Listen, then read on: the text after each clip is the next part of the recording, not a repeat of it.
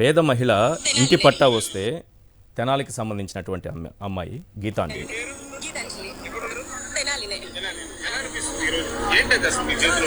Sir నా own house నా dream sir fulfil అయిపోయింది ఈ రోజు. నా పేరు మీదే సార్ గీతాంజలి. అందుకే నా ఓన్ హౌస్ నా డ్రీమ్ అని చెప్తున్నాను నేను క్లియర్ గా. I felt really so happy sir. నేను అసలు ఎక్స్పెక్ట్ చేయలేదు, నేను తీసుకుంటానని అసలు అనుకోలేదు. మేము ఉన్నాం కదా గెలిపించడానికి, మా కళ నెరవేర్చారు, మేము ఆయన కళ నెరవేరుస్తాం. ఆయన నుంచో పెడతాం, ఆయన గెలిపిస్తాం. It's our dream. ఏం డబ్బులు కట్టలేదు సార్. నేను ఇంకా తీసుకున్నా, యాక్చువల్ గా అమ్మఒడి తీసుకున్నాను, మా మామగారికి పింఛన్ తీసుకున్నాను, మా అత్తగారికి చేతి పథకం తీసుకున్నాను, ఇప్పుడు నా డ్రీమ్ హౌస్ తీసుకున్నాను. Thank you so much Jagananna. ఇప్పుడు నా ఇద్దరు ఆడపిల్లలు ఉంటుంటే జై జగనన్న అని అరిచేవారు, ఇక మొత్తం వినిపించేది. ఇంతమంది హ్యాపీనెస్ తో తీసుకున్నప్పుడు గెలవకుండా ఎలా ఉంటారు సార్? కంపల్సరీ డెఫినెట్ గా మా అన్నకే వేస్తాం, జగనన్నకే వేస్తాం. ఒక స్టార్ క్యాంపెయినర్లా మారిందని ఆ అమ్మాయిని 2 రోజుల క్రితం సోషల్ మీడియాలో చూసాం. ఈరోజు తన చిరునవ్వు లేదు, తన మాట లేదు, తను శాశ్వతంగా అందరికీ దూరమై వెళ్ళిపోయింది. చంద్రబాబు నాయుడిదే ఈ పాపం, లోకేష్ నాయుడిదే ఈ పాపం. వీళ్ళిద్దరూ చేస్తున్నటువంటి ఆ ఐటీడీపీని ఏ రకంగా పెంచి పోషిస్తున్నారు, వ్యక్తిగతంగా ప్రతి ఒక్కరి జీవితాల్లోకి ప్రవేశించడం, వారి జీవితాల్ని బయటికి తీసి లాగడం, వారిని భయపెట్టడం, క్యారెక్టర్ అసాసినేషన్ చేయటం, ఇదే వీళ్ళ జీవితాలు. చంద్రబాబు నాయుడు గారు ఒక్కటే ఆలోచించండి, ఆడపిల్లలు అందరిళ్లలోనూ ఉంటారు. లోకేష్ నాయుడు ఒక్క విషయం ఆలోచించుకో, అందరిళ్లలోనూ ఆడపిల్లలు ఉన్నారు. ఐటీడీపీలో పనిచేసేటటువంటి ఆ కుక్కలన్నీ కూడా ఆలోచించుకోవాలి, మీ ఇళ్లలో కూడా ఆడపిల్లలు ఉన్నారు. ఈ రకంగా ట్రోలింగ్ చేస్తే మీ ఇంట్లో ఆడవాళ్లపైన మీ మనసు ఎంత గాయపడుతుంది, ఎంత బాధపడుతుంది. నాగార్జున యాదవ్ గారు, ఏంటి సార్ ఇది? కరెక్ట్గా 4 రోజుల క్రితం నేను ఆ అమ్మాయి వీడియో చూశాను. చాలా చక్కగా నవ్వుతూ మాట్లాడుతోంది. ఈరోజు చూస్తే ఆ అమ్మాయి ఇక లేదు అనేటటువంటి వార్త. ఏంటి కారణం అంటే ఆ అమ్మాయిని ట్రోలింగ్ తన జీవితాన్ని తీసుకొచ్చి బయటపడేశారు సార్. విజయబాబు గారు, ఈ ఐటీడీపీ అనేది ఇంత రాక్షసత్వంగా ఎలా తయారైంది సార్? ఏంటి చంద్రబాబు కానీ లోకేష్ కానీ ఇంత దారుణంగా ఒక అమ్మాయి విషయంలో వ్యవహరించడం? ప్రాణాన్నే కాదండి, ఒక మధ్యతరగతి లేదా దిగువ మధ్య తరగతి కుటుంబాన్ని చిదిమేశారు వాళ్ళు. చెప్పాలంటే చంద్రబాబు నాయుడు యొక్క రాక్షసత్వానికి ఒక పేద కుటుంబం బలైపోయింది. అతగాడి కుమారుడైనటువంటి ఒక పనికిమాలిన గెడసబారినటువంటి వ్యక్తి ఈ లోకేష్ అనేటువంటి వాడు.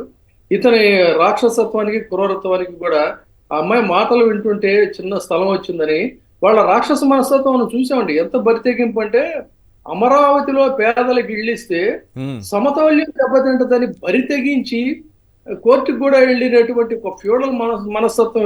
సమాధులు కట్టుకోమన్నారు. చంద్రబాబు అయితే సమాధులు కట్టుకోవాల్సిందే అంటాడు. రాధాకృష్ణ అయితే చెమట కంపు వీళ్ళు ఎక్కడికి వస్తే అని సెంటు కంపు అని వార్తే రాశారు ఫ్రంట్ పేజీలో. వీళ్ళనేమో జైల్లో పెడితే కాస్త చెమట పోస్తేనేమో వీళ్ళ ప్రాణాలు చాలా విలువైనవి, అదే పేదల ప్రాణాలు పేలపిండితో సమానం వీళ్ళకి. ఇంత రాక్షస మనస్తత్వం ఉన్నటువంటి వాళ్ళు. తర్వాత మీరు చెప్పారే వ్యక్తిత్వ హననం అనేది, ఆంధ్రప్రదేశ్ రాజకీయాల్లో వ్యక్తిత్వ హననం అనేటువంటి ఒక కుట్రకి, కుహనా రాజకీయాలకి తెరలేపి దాన్ని ఒక పరాకాష్ట పతాక స్థాయికి తీసుకెళ్లినటువంటి వ్యక్తి చంద్రబాబు నాయుడు గారండి. ఎన్టీ రామారావు గారి వ్యక్తిత్వం హననం చేయడంతో ప్రారంభమైనటువంటి ఈ కుట్ర అనేక మందిని, ఒకడని కాదు, ఇద్దరిని కాదు. నా స్వానుభవం చెప్తాను మీకు. ఆ పట్టాబ్ అనేవాడు ఎవడో ఒకడు ఉంటాడే, బండోడు ఒకడు. అతను బహుశా మీరు కూడా ఆ రోజు టీవీ డిబేట్ లో ఉన్నట్టున్నారు ఆ ఛానల్లో.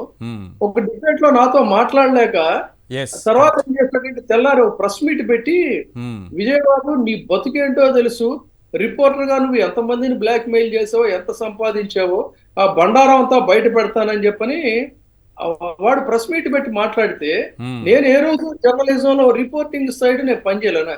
సాహిత్యం బ్యాక్గ్రౌండ్ తో డెస్క్ నుంచి వచ్చి ఎడిటర్ అయినోండి నేను. అది వాడికి తెలియదు, కానీ పత్రికల్లో వాళ్ళ తైనాతి మీడియాకి తెలుసు నేనేంటనేది. వాళ్ళు దాన్ని చాలా ప్రముఖంగా ప్రచురించారని ఆంధ్రజ్యోతిలో.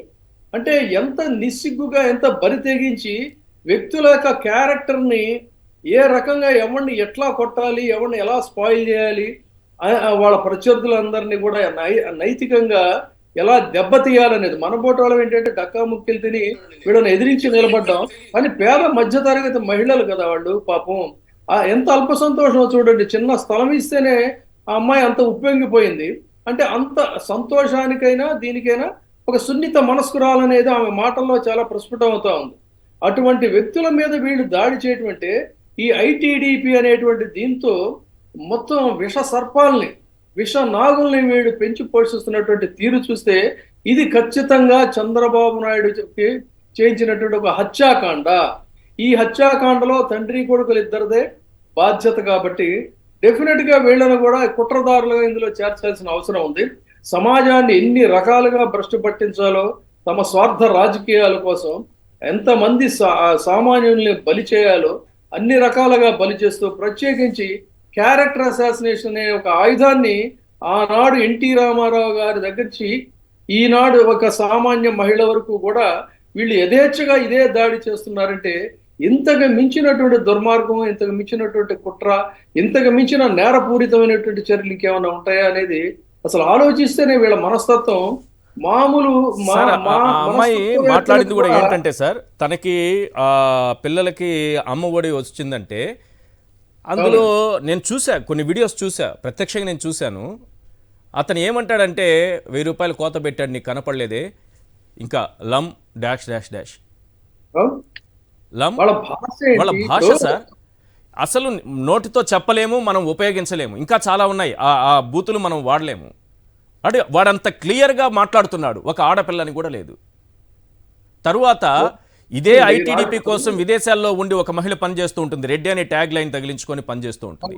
అవైతే మరీ దారుణంగా తిట్టింది, మహిళని కూడా లేదు. మహిళని ఈ అమ్మాయి చేసిన తప్పేంటంటే తన సంతోషాన్ని బహిరంగంగా వ్యక్తం చేయటం సార్, అంతే. తన ఆనందాన్ని ఇప్పుడు ఒక ఈ సొంతిల్లు అనేది ఒక మధ్యతరగతి పేదంటి మహిళల కుటుంబాల యొక్క ఒక కళ అండి. అలాంటి కళని ఇవాళ జగన్మోహన్ రెడ్డి గారు సాకారం చేస్తుంటే ఆ కళ్ళలో ఆనందం చూసి వీళ్ళ కళ్ళలో నిప్పులు పోసుకుంటున్నారు. అది ఇవాళ ఇక్కడ జరుగుతుంది. అందుకని వాళ్ళని టార్గెట్ చేయటం అనేది చాలా దుర్మార్గం. రాజకీయ నాయకులను ఎలాగో టార్గెట్ చేస్తున్నారు, వాళ్ళకి అనుకూలంగా లేని జర్నలిస్టుల మీద ఎలాగో వాళ్ళని టార్గెట్ చేస్తున్నారు. చివరికి పేద మహిళల మీద కూడా దాడి చేయటం అంటే వీళ్ళ యొక్క క్రూరత్వం ఎంత పరాకాష్ఠకి చేరిందనే తెలుసుకోవచ్చు. ఎందుకంటే లోకేష్ అనే అతని వ్యక్తిత్వాన్ని చూస్తే అతని బ్యాక్గ్రౌండ్, అతని బ్రాటప్ ఏంటంటే చూసాం కదా, హాయిగా మంచి పుస్తకాలు చదువుకొని మంచి సంస్కారం అలవరుచుకోవాల్సినటువంటి రోజుల్లో ఆ అమెరికాలో ఆ తెల్ల అమ్మాయిలతో ఆ జల క్రీడలు, కామ క్రీడలు, వికృత విన్యాసాలు ఇవన్నీ మనం చూసాం కదా. అలాంటి వాడికి సంస్కారం ఎక్కడి నుంచి వస్తుందండి? ఆ సంస్కారాన్ని ప్రశ్నిస్తే అతను ఏమంటున్నాడు తెలుసా, మీరు చూసినవి చాలా తక్కువ, ఇంకా డెప్త్ గా ఉండే వీడియోస్ ఉన్నాయి, జగన్ రెడ్డి నీ నెంబర్ చెప్పు, నీకు వాట్సాప్ చేస్తా, వీడియోస్ చూసుకో అంటున్నాడు. ఇంకా డెప్త్ గా ఉన్నాయంటే వీడియోస్ ఆయన దగ్గర. అది బరి తెగింపండి. వాళ్ళకి ఏముంటుందండి, వాళ్ళకి ఇప్పుడు ఒక మంచి మర్యాద, సంస్కారం, నాగరికత, బంధం, అనుబంధం, ఆత్మీయత ఇవన్నీ ఏంటంటే ఒక శిక్షణ, క్రమశిక్షణ కలిగిన కుటుంబాలకు సంబంధించినటువంటి సంప్రదాయాలు అన్నీ ఉంటాయి. బరి తెగింపుగా గాలికి పెరిగిన వాళ్ళకి ఆ గాలి ఆలోచనలు, గాలి వ్యవహారాలు ఉంటాయి తప్ప, లేకపోతే ఎంత బరి తెగింపు కాకపోతే ఈ ప్రజాస్వామ్య వ్యవస్థలో ఒక ఎర్ర బుక్ వేసుకొని వెర్రి నాగులాగా నేను వీళ్ళకి రాస్తున్నాను, వాళ్ళకి రాస్తున్నాను, రేపు అధికారంలోకి వచ్చాక మీ అంత చూస్తామని ఎంత బరి తెగింపు కాకపోతే అంత ధీరంగా మాట్లాడతాడండి అతను. మామూలు డెమోక్రసీలో నువ్వు చిట్టా రాసుకుంటే నువ్వేమన్నా హత్యాకాండాలకి ప్రతీకారాచరణకి చేయడానికి న్యాయస్థానాలు లేవా, చట్టాలు లేవా? అంటే వాళ్ళ ఫ్యూడల్ మనస్తత్వం ఉండదు. అందుకే చెప్తున్నా, అతని పెరిగినటువంటి నేపథ్యం, అతని కుసంస్కారం, అతని యొక్క రాక్షస మనస్తత్వం ఇవన్నీ చెప్పుకుంటూ అవ్వాలంటే వాటన్నిటికీ కూడా ఈ ప్రతీకలు ఏదో ఇప్పుడు మనలాంటి వాళ్ళ మీద వాళ్ళు ఏదన్నా చేసినా అది వేరే, కానీ పాపం ఇద్దరు చిన్న పిల్లల తల్లి, పేద మహిళ, వాళ్ళ మీద పైశాచిక్ క్రీడ ఏంటండి? కనీసం కొన్ని చూపిస్తాను సార్, అవి మనం చదవలేం కానీ కనిపించవు, నేను చెప్పలేను కానీ